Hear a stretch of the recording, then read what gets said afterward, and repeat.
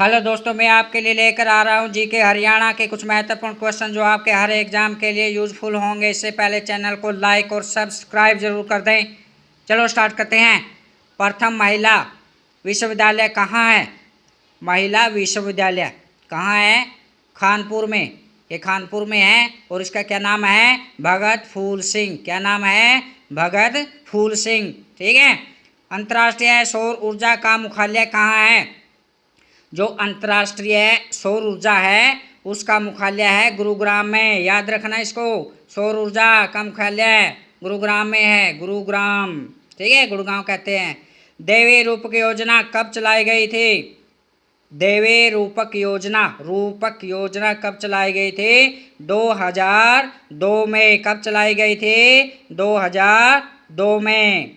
सुनील दत्त किस जिले से संबंधित है?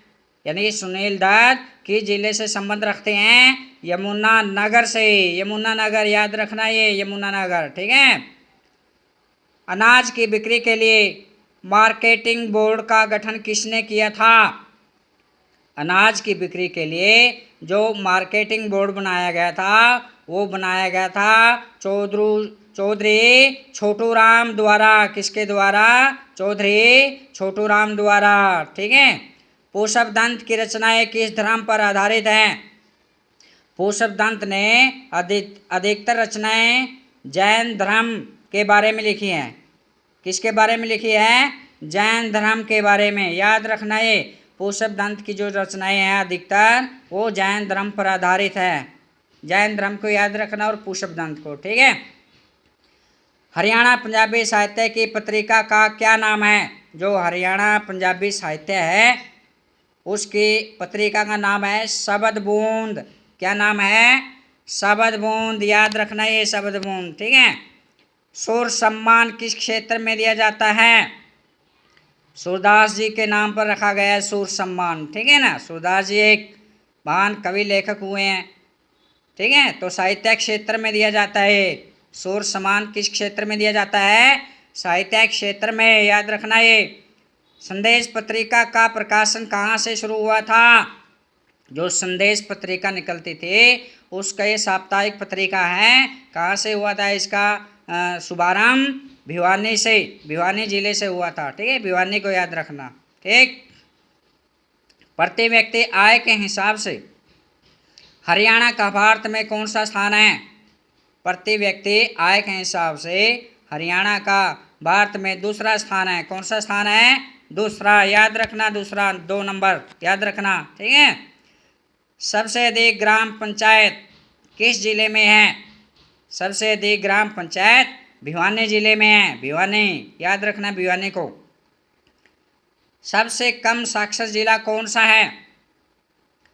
सबसे कम साक्षर जिला है मेवात। मेवात की जो जनता है वो इतनी शिक्षित नहीं है, ठीक है।